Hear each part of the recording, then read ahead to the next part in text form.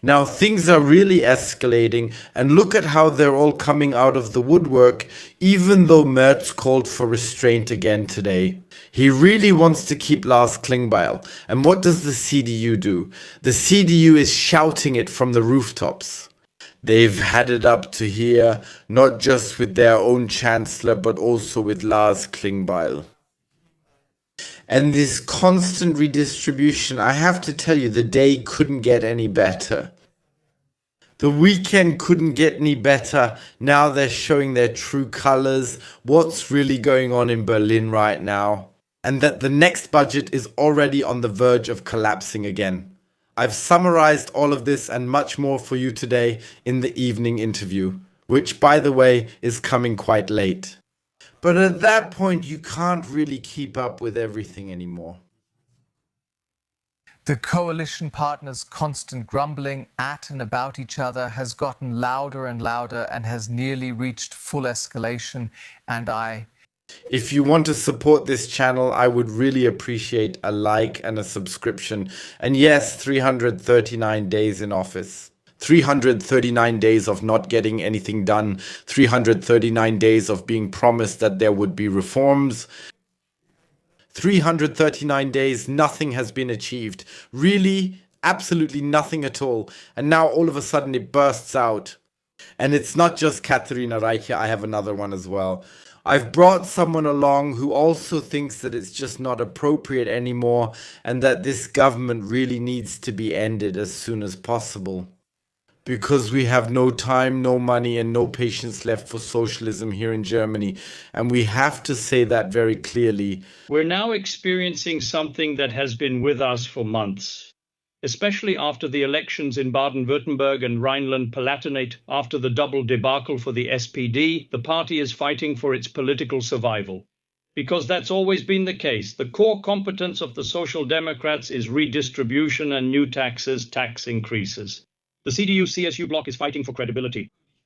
So first, let's get to the punchline. How much credibility does Friedrich Merz actually have left here in Germany? I mean, let's be honest. How much does he have left? 83 or 85% want this government to go to hell.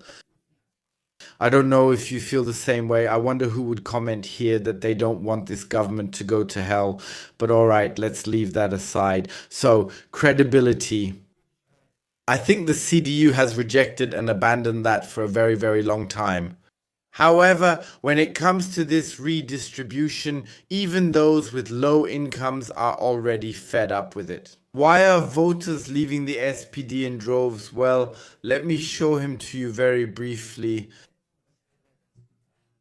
Listen to him for a moment and honestly ask yourselves if what you see in this clip is really accurate. What do we actually have to do so that our country, our people, and the common good are better off? I mean, let's be completely honest, I've made a lot of notes about the problems Friedrich Merz is currently facing.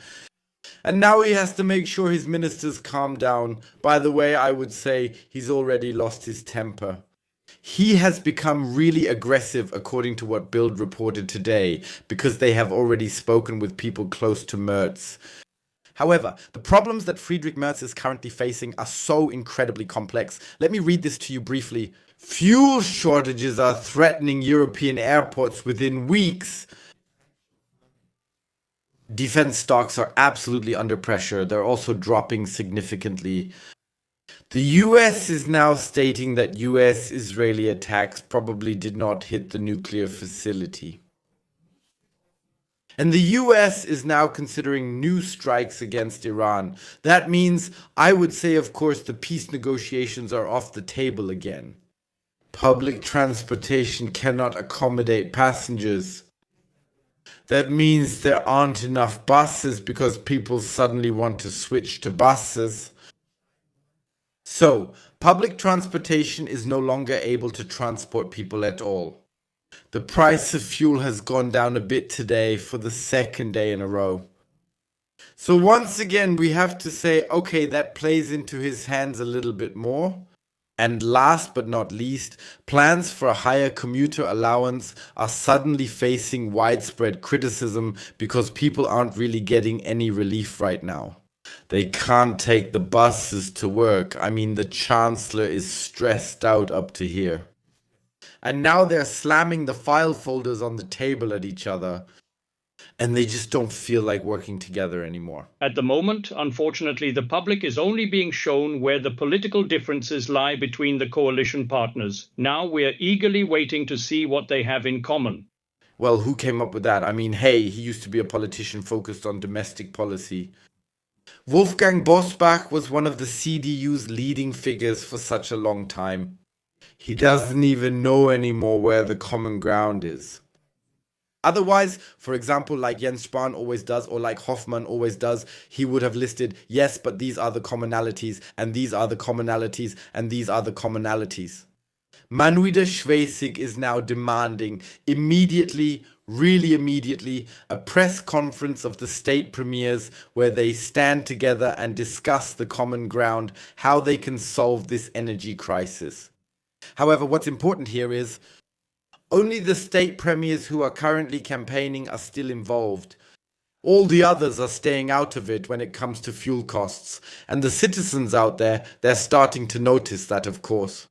And I heard a little rumor from an acquaintance of mine who works at a polling and I'm just like them. Much is at stake, as many of you have said already. I'm not naive. We will not overcome all obstacles. Atomic blast. Polling Institute, no, I put it in. Come on, I really put it in today. I think we all deserve to have a bit of a laugh today, to really see what it looks like behind the scenes. There are no commonalities anymore. There are no reforms anymore. They are leading this country to absolute ruin, just like this person did before here in Germany. And now every citizen can see what's really going on out there, how much chaos there is, how hostile the tone has become. Not even the CDU leadership knows anymore where the common ground is. The CDU doesn't want to redistribute, but rather stimulate the economy. And the SPD says we have to destroy this economy. And let's be completely honest.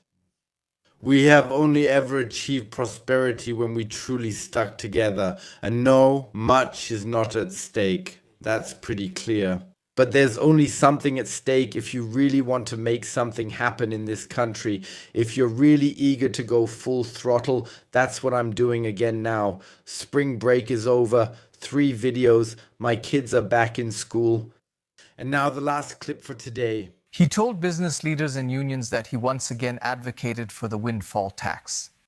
And what happens when 2 trains rush toward each other? That's right, they crash. And at the latest, that's when there are injuries and people who just don't want to go on anymore. To put it in a way that's a bit more YouTube guideline friendly. This government, yes, even if they're trying to pull themselves together, let's be honest, they managed to do that just before the elections. I mean, they ran an election campaign like, please vote for me and not the other guy. We get along really well. We'll somehow manage to get everything done. And the fact is, people go to the gas station and realizes that nothing is working here at all. Voters keep punishing them more and more. The lies are falling on fewer and fewer receptive ears. And yes, the SPD is in decline and is dragging the CDU down with it. Have you heard anything from Markus Söder in the last few days? No.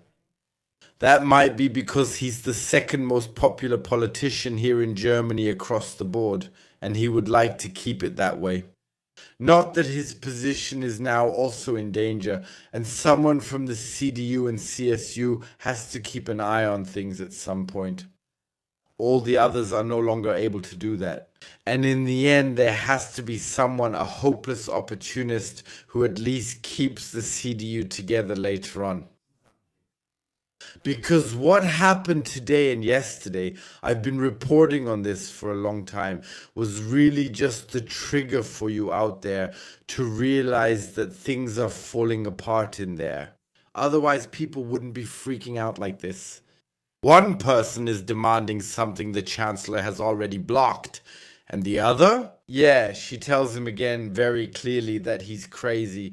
Basically because he's working against the Chancellor. And the Chancellor is angry at the minister who supported him.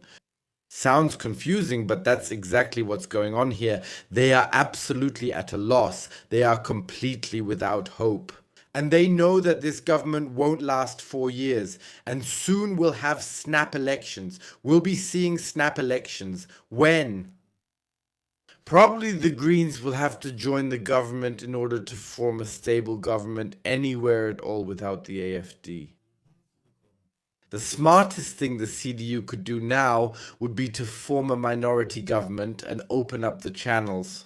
And that means to the conservatives. That's what Germany voted for in order to bring some calm. And believe me, at the latest then, the climate here in Germany will change drastically because people will know that they are finally getting different policies.